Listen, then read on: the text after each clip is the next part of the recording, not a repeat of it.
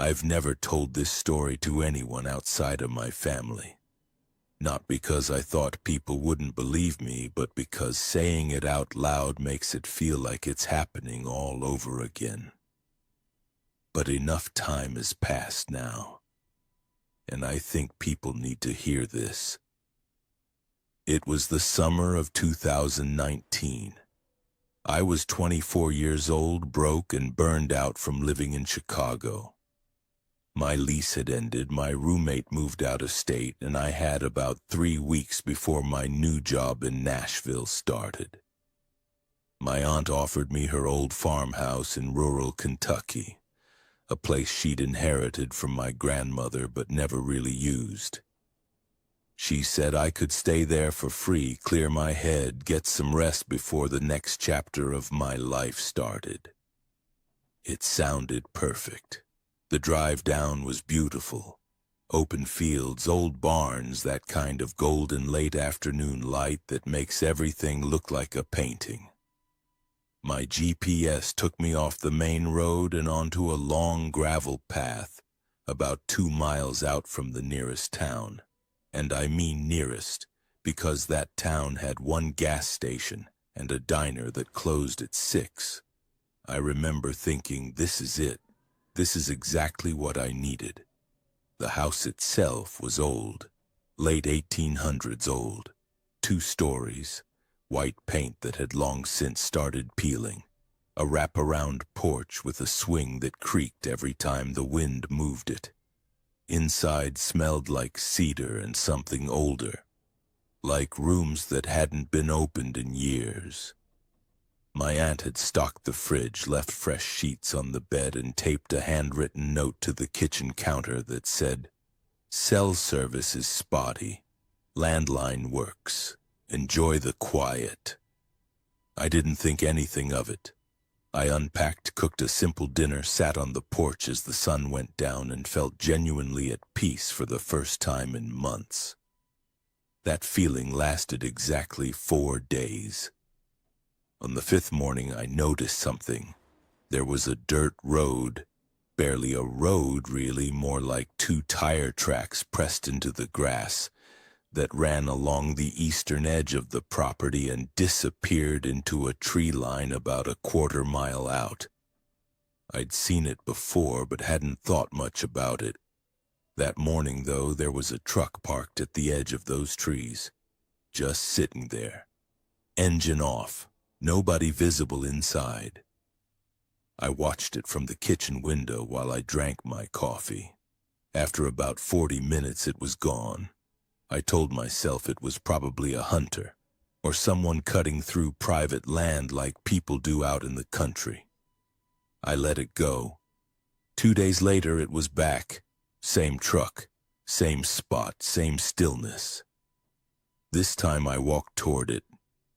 Not all the way. I stopped maybe 100 yards out, and by the time I got close enough to make out the color, a dark green, the truck started up and pulled back into the trees and disappeared. That bothered me. Not in a dramatic way at first. Just a quiet, low-level unease that I couldn't shake. I called my aunt that night on the landline. Asked her about the neighbors, about who owned the land past the tree line. She paused longer than I expected before she said, "There's an old family out there. Been there forever. They mostly keep to themselves." I asked if I should be worried. She said, "Just don't go past the fence line." She hadn't mentioned any fence line before that. I found it the next morning, a barbed wire fence running through the trees, old and rusted, half hidden by overgrowth. And nailed to one of the wooden posts was a hand-painted sign. Whiteboard. Black letters. It said, "No trespassing. We are watching. Not we will call the police. Not private property. We are watching." I stood there reading it for a long moment. Then I took a photo and walked back to the house. That night I couldn't sleep. I lay in bed listening to the sounds a very old house makes, the settling, the creaking, the wind against the windows. And sometime around 2 in the morning I heard something different. A sound from downstairs, not a creak, not the house breathing, a door, the back door. I didn't move. I lay completely still in the dark, my heart pounding so loud I could feel it in my ears. I told myself it was the wind. I told myself I hadn't latched it properly. I told myself 100 things in the span of about 10 seconds. Then I heard footsteps in the kitchen.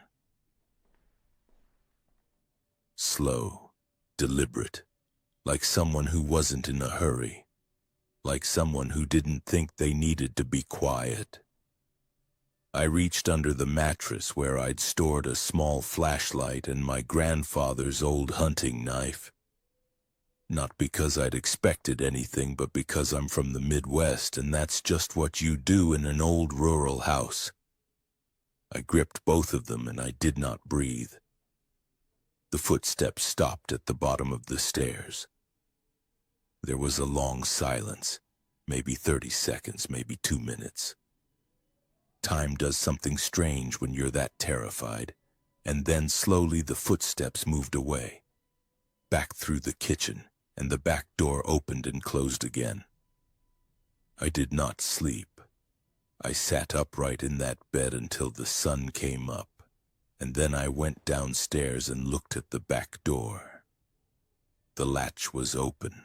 On the kitchen table where I ate every meal, there was a single item that had not been there when I went to bed. A child's shoe, small, muddy, worn out, left right in the center of the table. I called the police.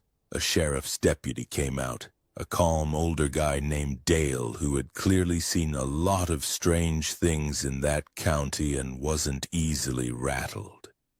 He looked at the shoe. He looked at the door. He walked the property. He found tire tracks near the back fence, fresh ones, and boot prints in the soft mud leading from those tracks to the back porch. Someone had walked right up to that house, come inside, and left something on my table. Dale took the shoe and the report seriously, but he was honest with me.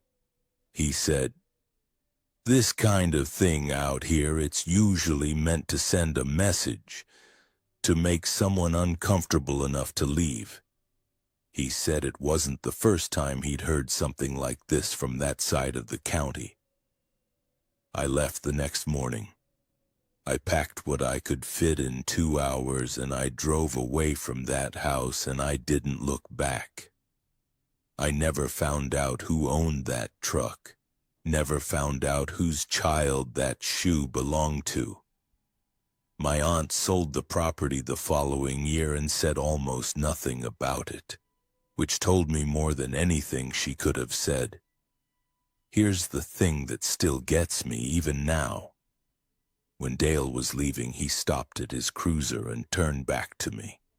And he said, almost as an afterthought, "You said you heard them stop at the bottom of the stairs?" I said yes. He nodded slowly and said, "They knew which room you were in. He drove away and I just stood there on that porch, and everything I'd been holding together just came apart." Because that's the part I hadn't let myself think about. Whoever came into that house that night didn't wander around. They didn't explore. They walked to the stairs, stopped, and left. They already knew exactly where I was sleeping. And to this day, I don't know how long they'd been watching before that night. I don't know how many times that truck sat at the tree line while I was inside, moving through my routine completely unaware. I drove 14 hours to Nashville without stopping, and for a long time after, every time I heard a door, any door, my whole body went cold. Some kinds of fear don't leave you, they just get quieter and they wait.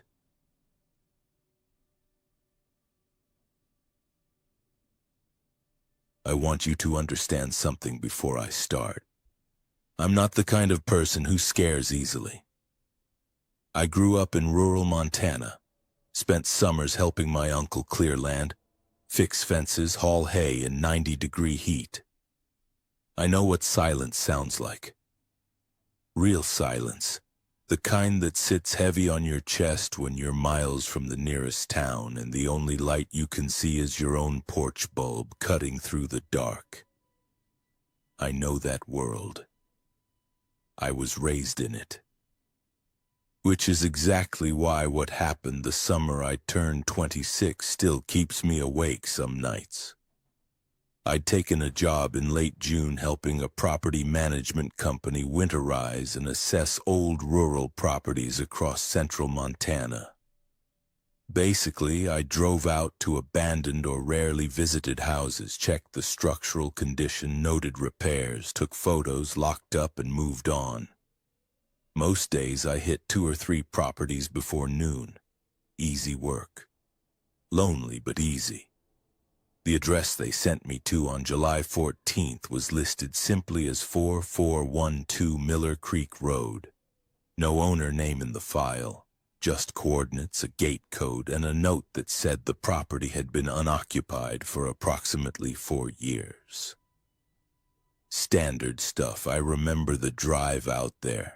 It was one of those mornings where the sky was this flat, bleached-out white, like the sun couldn't quite commit to showing up. The road turned from pavement to gravel about 6 miles out, then from gravel to dirt another 2 miles after that. My truck kicked up a trail of pale dust behind me the whole way. There was nothing out there, no other houses, no cattle. No power lines after a certain point, just grass and low hills and the occasional cluster of cottonwood trees standing around like they were waiting for something. The property itself was a farmhouse, white paint gone gray, a wraparound porch that sagged on one side, 2 stories, a detached barn about 40 yards back. Everything looked exactly like what it was supposed to be. An old house that time had quietly walked away from. I punched in the gate code, drove up the dirt track, and parked in front.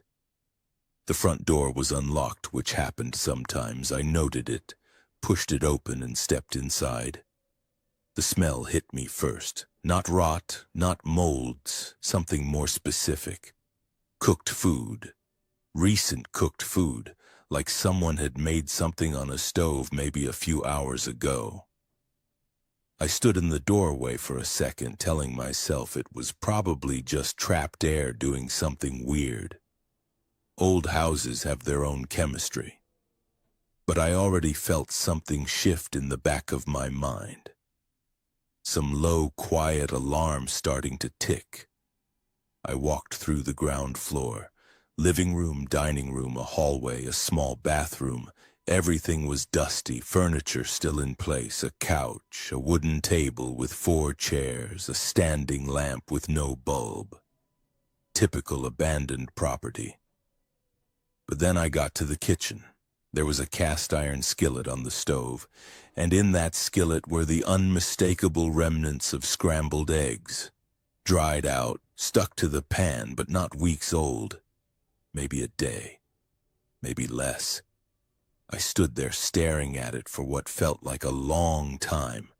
There was also a coffee mug on the counter. I touched the side of it.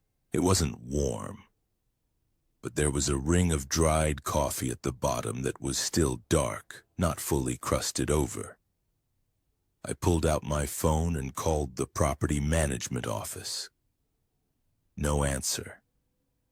I left a message saying I'd found signs of possible recent entry and asked them to call me back. Then I made a decision I've replayed 100 times since.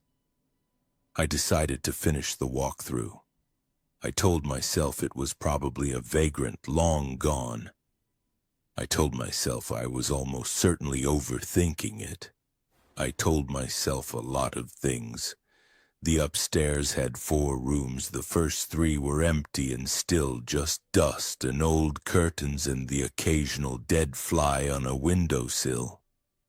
But the 4th room, the one at the far end of the hall, had a mattress on the floor. And on that mattress was a sleeping bag, unrolled, recently slept in.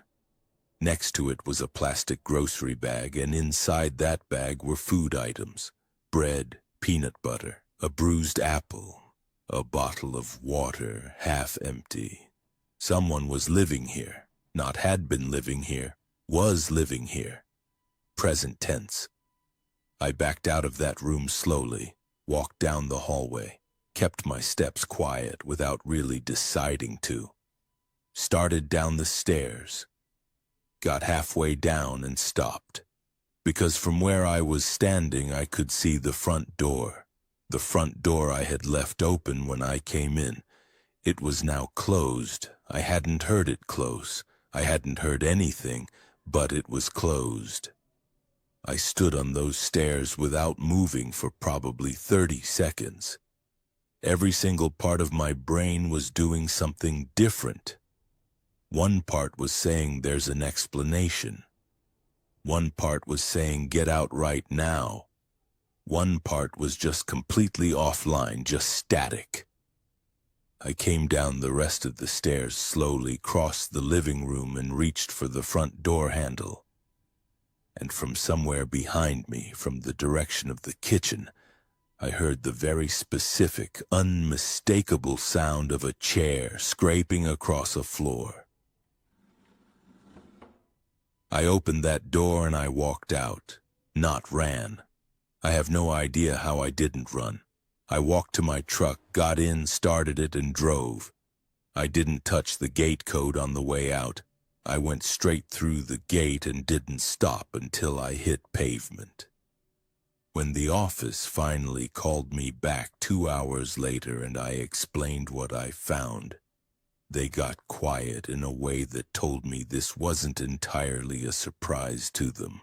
They said they'd notify the county sheriff and have someone check the property. They thanked me and told me I didn't need to go back. I never found out who was in that house. The sheriff's report, when I eventually got a partial summary through a contact at the company, said the property had shown signs of habitation, but that no individual was located on site when deputies arrived. Whoever was there had left, or gone deeper into the property, or somewhere else entirely. That's the part that doesn't let me sleep. Not what I saw. Not the eggs in the pan or the sleeping bag or even the door closing. It's the not knowing. It's the understanding that while I was walking through those rooms, checking windows and noting ceiling cracks and doing my little clipboard job, there was a person somewhere in that house doing whatever it is they were doing. Watching the stairs, listening to my footsteps, deciding something. I don't do rural property work anymore. I took a job in town, something with regular hours and people around and noise, the kind of noise that means you're never really alone. And most days that's enough. But sometimes when I'm driving somewhere unfamiliar and the road turns from pavement to gravel, I think about that flat white sky, that coil of dust behind my truck, that front door. And I think about how there are hundreds of properties just like that one out there, sitting off roads with no names behind gates with codes nobody checks, and I think about what might be living inside them right now. Quiet, patient, waiting for the next person with a clipboard to push open the door and walk in.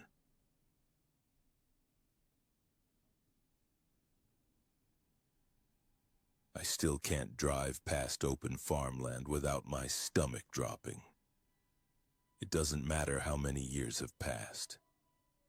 The moment I see a long dirt road cutting through flat, empty fields, Something tightens in my chest and I have to remind myself to breathe. Most people look at the countryside and see peace, quiet. I look at it and remember the worst night of my life. It was the summer I turned 23. My uncle had a property out in rural Kentucky, about 40 acres of land, a barn, a chicken coop, and an old 2-story farmhouse that had been in the family for decades. He'd gone to visit my aunt in Florida for 2 weeks and asked me to house sit. Check on the animals, collect the mail, make sure nothing went wrong. He offered to pay me $300 for the 2 weeks. I was broke and between jobs, so I said yes without hesitation. The first few days were actually fine, peaceful even. I'd wake up, feed the chickens, walk the property, read on the porch in the evenings. The nearest town was about 12 miles out. The nearest neighbor was almost 2 miles down the road. It was isolated, sure, but I didn't mind at first. I actually thought I needed that kind of quiet. Then on the 5th night, something shifted.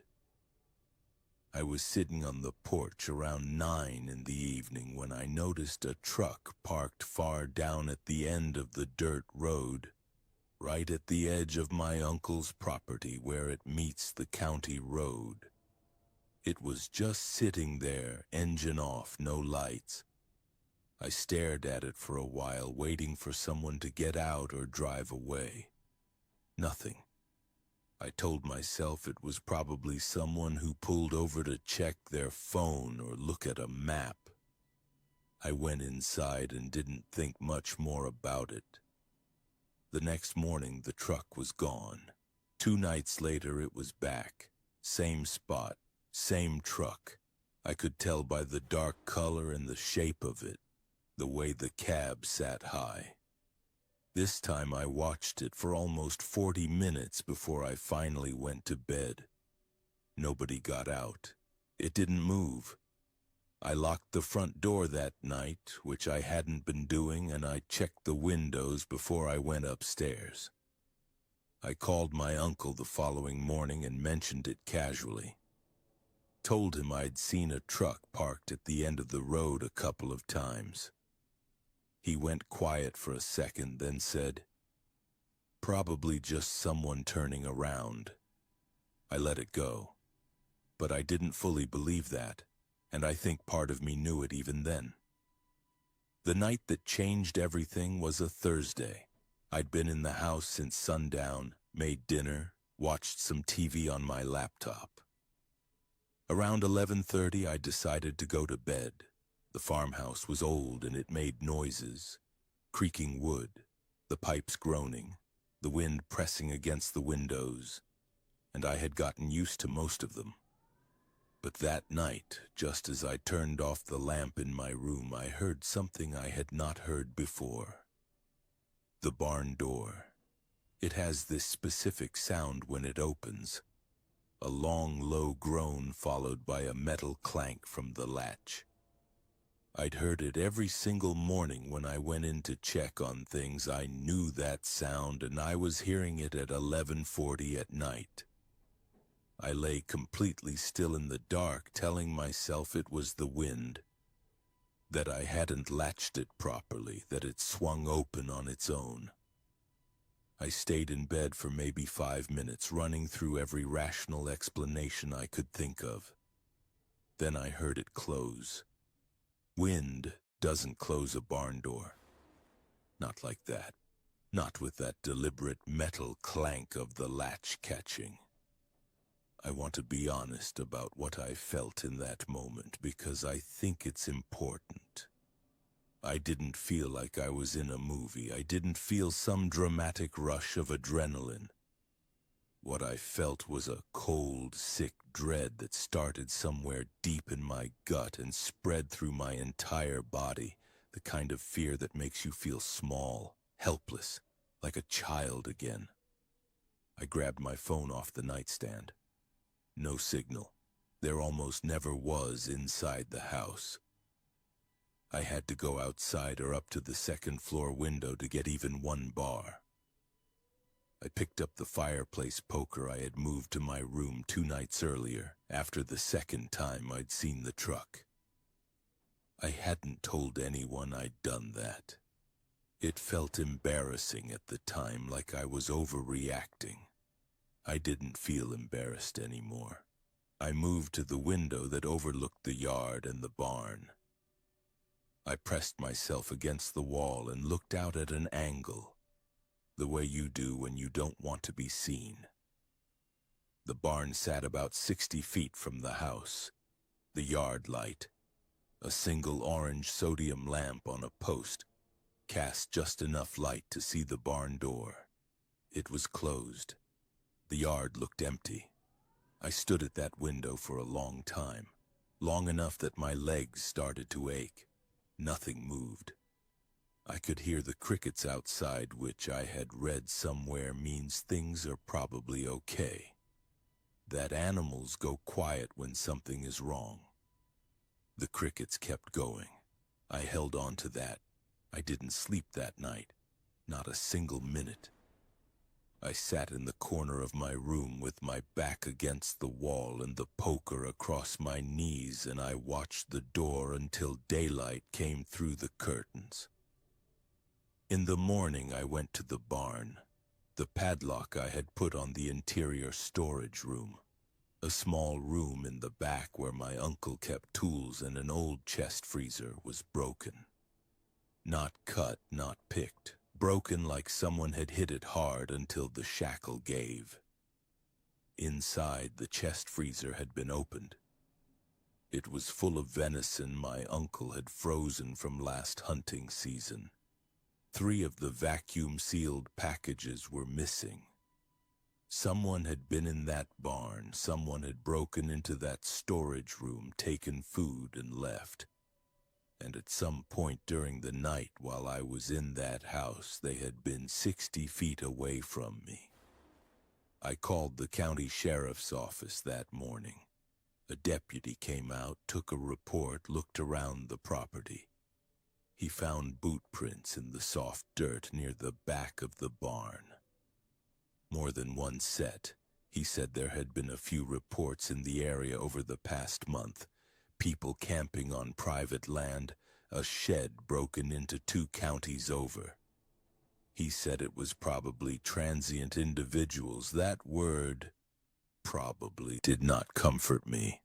I stayed one more night because I didn't want to abandon my uncle's animals, and I couldn't get anyone to come out and cover for me on short notice. That night I pushed the dresser against the bedroom door and kept every light on in the house until sunrise. The truck did not come back. The barn stayed closed. I left the next morning. I paid a neighbor's teenage son $20 a day to handle the animals for the rest of the 2 weeks, and I drove back to the city, and I did not return to that property for 3 years. My uncle never fully understood why I reacted the way I did. "Nothing actually happened to you," he said once. And he was right in the most technical sense. Nobody hurt me.